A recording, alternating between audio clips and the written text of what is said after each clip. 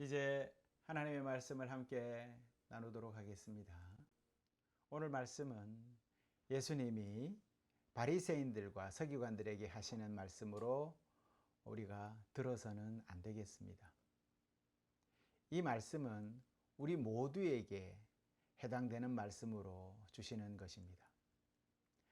따라서 우리 모두는 오늘 말씀을 자기에게 하시는 말씀으로 받아들이시기 바랍니다.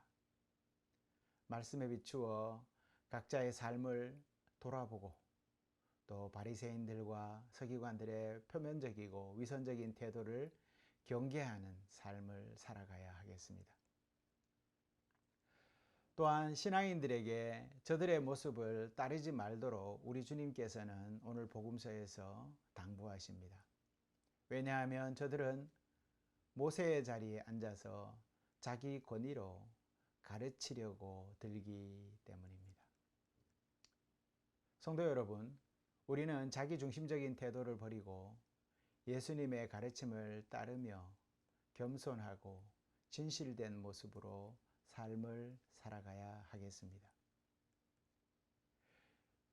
오늘 복음서 4장의 4절에서 7절에 있는 말씀을 보면 바리새인들은 자기는 지지 않으면서 남들에게 무거운 짐을 지우고 있다라고 합니다.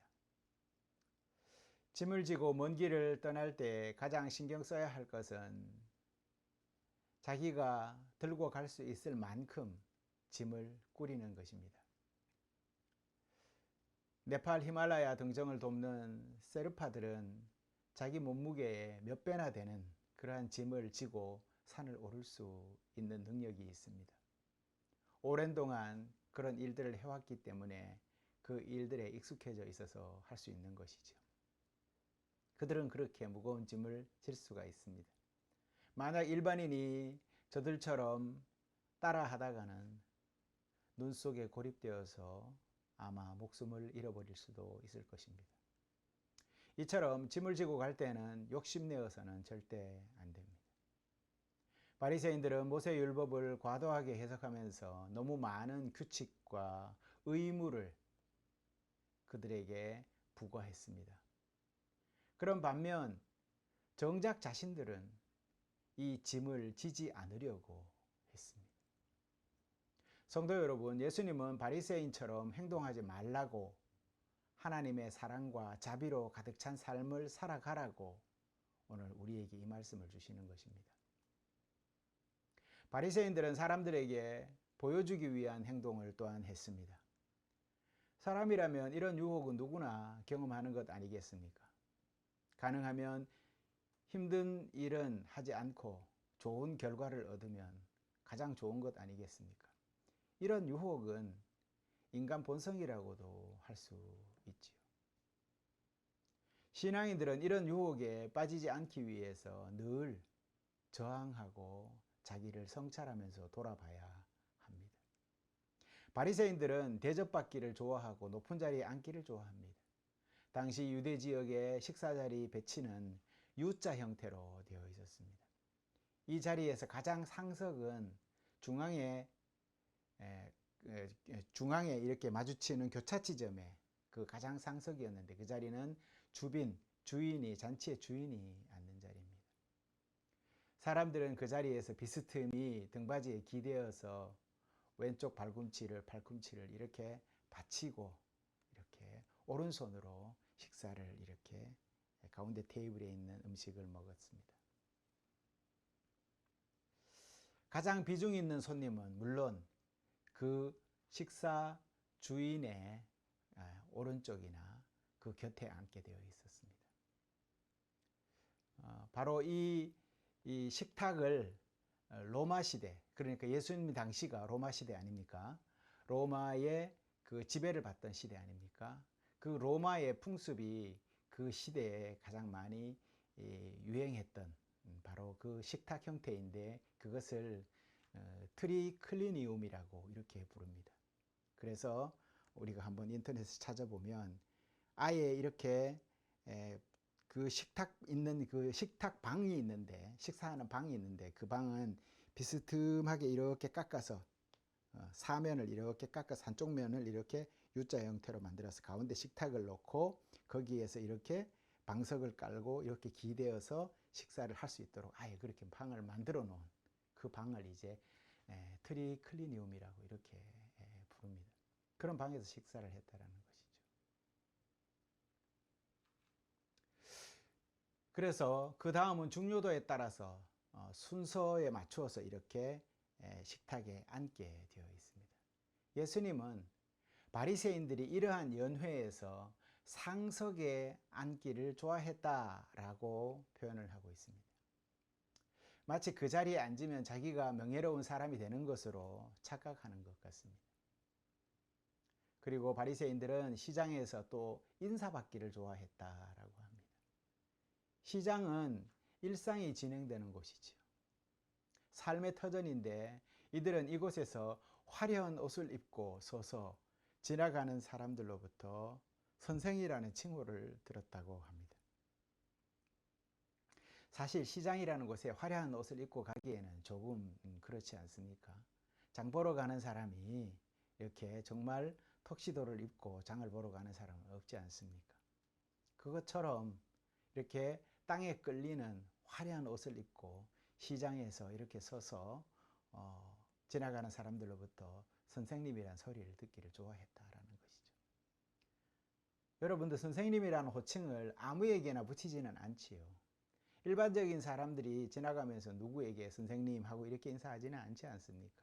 가르침을 주거나 또 영향력이 있는 사람에게 선생님이라고 하지요. 특별한 사람에게만 예의를 갖추어서 부르는 호칭이 바로 선생이라는 호칭입니다. 이렇게 인사를 받는 사람이 중요한 사람이라는 것이지요. 바리새인들은 선생이라는 호칭과 이런 인사를 받는 일은 매우 당연한 것으로 여겼습니다.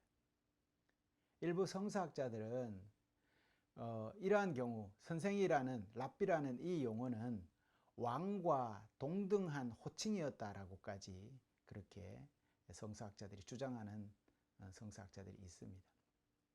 그 정도로 랍비라는 칭호는 명예의 상징이라고도 할 수가 있겠죠. 예수는 바리새인들과 바리새파 사람들이 가르치는 것과는 다른 그러한 삶을 따를 것을 우리에게 8절에서 10절에 또 요구를 하십니다. 거기에서 더 나아가 랍비라는 말을 사용하지 말라고까지 하십니다. 이것이 오늘 우리에게 주시는 성경 본문의 대략이라고 할 수가 있습니다. 성도 여러분, 여러분은 이 말씀을 통해서 무엇을 느꼈습니까? 성령님이 여러분 마음에 어떤 부분을 건드려 주셨습니까? 그 내면의 움직임을 기억하시면서 오늘 이 말씀에 머물러 보시기 바랍니다.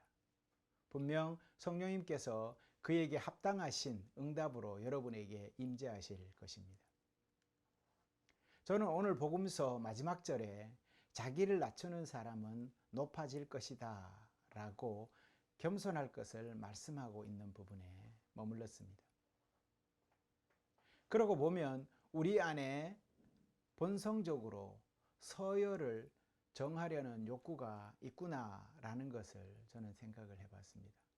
우리 안에 본성적으로 높낮이를 재고 또 아래 위를 가리는 그러한 서열을 재는 본성이 있구나라는 것을 생각해 보았습니다. 바리새인들이라서 특히 서열에 집착하는 것은 아닐 것입니다. 우리 자신도 돌아보면 은근 서열에 집착하면서 스스로 높아지려는 욕망을 숨기고 있는 것을 우리는 잘 알 수가 있습니다. 예를 들어서 아이들이 놀고 있는 모습을 한번 상상해 보십시오. 서로 처음 보는 사이인데도 첫인사가 뭡니까? 너 몇 살이니?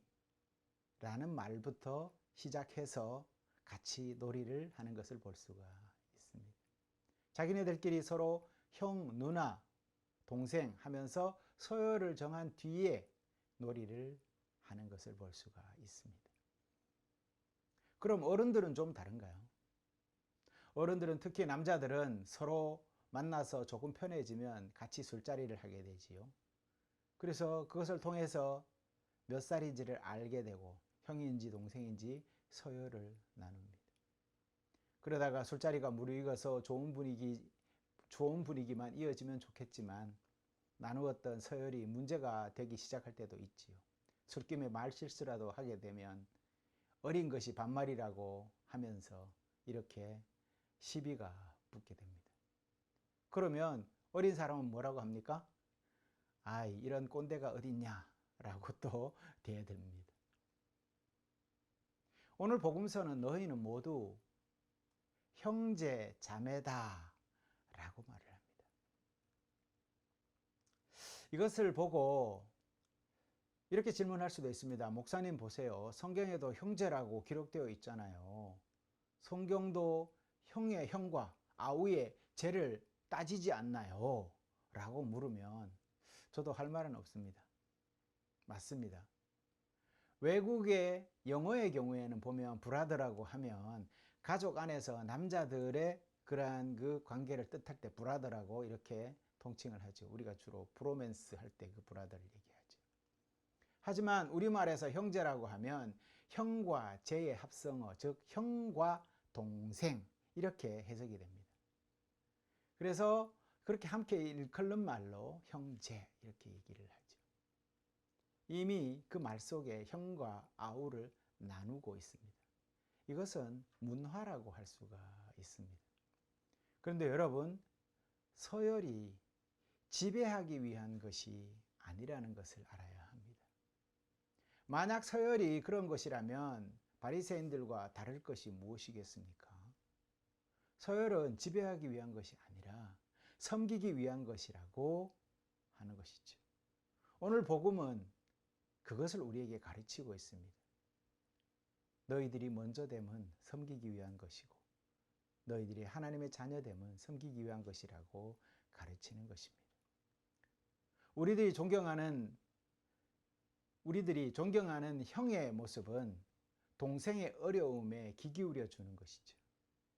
형이 가진 힘 안에서 그 어려움을 해결해 줄 때 그것이 참 형의 본이 아니겠습니까?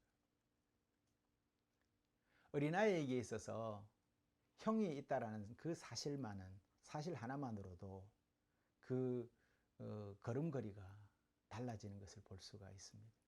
정말 형과 어깨동무를 하고 걸어가는 그 형제를 보면 위풍당당합니다. 이렇게 꺼들박하면서 집으로 돌아갑니다. 뭘 해도 당당하고 자신감 넘칩니다. 놀이터에서 조금 다툼이 있어도 야, 나 형 있어! 라고 이 말 한마디만 하면 그것으로 모든 것이 정리가 되어버리죠. 제 말은 형이라는 존재가 그만큼 정서적으로 의지가 되는 존재다 라는 말입니다. 이럴 때 형은 좋은 형입니다. 그런데 형이라는 이유로 동생에게 심부름만 시키고 형이기 때문에 동생보다 더 좋은 것을 독차지하고 그렇다면 그런 형은 존경받지 못하겠지요. 당연합니다. 그러니 형은 먼저 섬겨야 합니다. 그러니 형은 먼저 희생하고 동생을 보살펴야 하는 것이지요. 우리가 신앙생활을 하면서 교회 안에서 직책을 맡게 되지요. 이때 직책은 섬기기 위한 것이지 군림하기 위한 것은 아닙니다. 그 직책을 통해서 권위를 내세우기 위한 것이 아니라는 말입니다. 그럼에도 우리의 몸은 편한 것을 찾고 내가 직접 움직여서 무엇인가를 하기보다는 남에게 시키고 싶어 합니다. 남 앞에서 드러나는 일은 하고 싶지만 드러나지 않는 일에는 별 관심을 두지 않지요. 여러분은 어떻습니까? 드러나지 않는 일에 충성을 다하십니까? 남에게 드러나는 일을 할 때에는 그 일을 통해서 내 주위에 많은 사람들이 모이고 속한 말로 그런 것이죠. 인플루언서가 되는 것이죠. 그들로부터 내가 지지를 받는 것처럼 느끼게 됩니다. 그러니 이걸 마다할 사람이 어디 있겠습니까? 명예욕이죠. 그런데 여러분 아셔야 할 것이 있습니다. 그것은 하나님의 일은 세상에서 대부분 도드라지지 않고 숨겨져 있다라는 사실입니다. 하나님의 일은 그렇게 도드라지지 않고 숨겨져 있습니다. 드러나지 않으니 세상 사람들은 잘 모르고 모르니 세상 칭찬을 기대하지도 않는다라는 말이지요. 하지만 드러나지 않는 하나님의 일을 할 때에 그 일을 알아주시는 분이 있는데 바로 하나님이 그 일을 알아봐 주시고 응답해 주신다라는 이 사실을 우리는 잊어서는 안 되겠습니다. 어떤 선한 일을 하셨습니까? 그런데 돌아오는 것이 없습니까? 그것으로 만족하십시오. 바로 그 이후에 누구의 보답이 온다고요? 하나님의 보답이 잊지 않고 돌아옵니다. 만약 여러분이 드러내놓고 세상 칭찬을 다 들었다고 한번 칩시다. 그럼 그것으로 이미 그 사람은 그 상을 받은 것입니다. 그러니 하나님 앞에 어떠한 상을 기대하기는 어렵다라는 것이죠. 하지만 선행을 하고 자기를 드러내지 않는다면 모든 영광이 누구에게로 돌아갑니까? 하나님께로 돌아가게 되지요. 그 행위에 대한 응답은 누구에게 다시 돌아옵니까? 모두 여러분의 것이 될 것입니다. 그러니 여러분은 실망할 필요가 없습니다. 교회도 아무도 모르게 섬김의 손길을 흘러 보낼 때가 있습니다. 그것이 교회의 일이지요. 그것이 돌아오리라고 생각하는 교회는 한 곳도 없을 것입니다. 또한 귀한 손길들이 교회를 섬기기 위해 헌금하는 이들도 있습니다. 기도하며 그들의 형편을 잘 알기에 선뜻 그 헌금을 받아들일 수 없어서 망설이기도 합니다. 이럴 때마다 제 마음에 혹 이 헌물을 하나님께 하는 것을 물질로 제가 생각하고 있는 것은 아닌가 라는 생각이 들어서 죄송한 마음이 들기도 합니다. 귀한 헌금을 귀한 곳에 하나님의 이름으로 이름 없이 흘려보내는 일은 교회의 중요한 사명 중 하나입니다. 그곳에 하나님의 영광이 드러날 것이기에 하늘의 그 섬김이 기록되는 것으로 우리는 다만 기뻐할 뿐인 것입니다. 그러니 성도 여러분, 더 겸손히 섬기고 그분 영광 위에서 맡겨진 직책에 최선을 다하십시오. 알아주지 않는다 해서 실망하지 마십시오. 사실 하나님의 일은 빛도 영광도 세상에서 드러나지 않는 것입니다. 그래서 세상에서 하나님의 뜻을 따라 살아가는 일은 매우 힘든 일인지도 모르겠습니다. 제가 아는 목사님이 있었습니다. 그분은 일평생 하나님의 일을 촌 농부의 손길로 섬겼습니다. 교단에서 이 교회를 가라면 갔고 저 교회를 가라면 갔습니다. 그의 삶은 궁핍하여서 정말 칡뿌리를 캐어 먹을 정도로 어려운 삶을 일평생을 사셨습니다. 노년에 딸의 손에 작은 집 한 칸 마련하고 그 곁에서 마지막을 하나님 나라에 의지하며 살아가다가 하나님의 부름을 받았습니다. 그 사모님 또한 그렇게 살다가 빛도 없이 이름도 없이 일평생을 그리 사셨습니다. 저희 아내의 외할아버지, 외할머니의 이야기입니다. 하나님의 일은 세상에서 영광을 받고 빛을 얻었다 하여 그것이 곧 하나님의 영광으로 이어지는 것이 아닙니다. 하나님의 영광은 그것과 다릅니다. 그러니 이 일은 우리 스스로의 힘만으로는 할 수 없는 것입니다. 그렇기 때문에 우리는 그 안에서 우리의 약함을 보고 그 일을 잘 마무리할 수 있도록 누구에게 도움을 청해야 하겠습니까? 하나님에게 도움을 청해야 합니다. 그렇게 우리는 드러나지 않는 일을 하면서 하나님과 함께하는 기회를 얻게 될 것입니다. 더 충만히 얻게 될 것입니다. 선택은 우리 각자에게 있습니다. 사람들의 지지를 받고 싶은지 아니면 하나님과 함께 할지, 이것은 우리 각자의 선택에 달려있다라는 말씀입니다. 다만 사람들의 지지가 일시적인 것이라면 하나님과 함께하는 기쁨은 그것이 비록 눈에 보이지는 않아도 많은 아쉬움을 느낄지라도 우리에게는 참되고 영원한 기쁨으로 다가올 것을 확신합니다.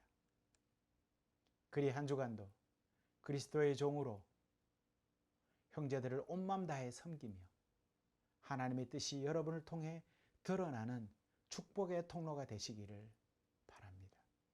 그리 행복한 주님과의 동행 이어지기를 간절히 소망합니다. 기도하시겠습니다.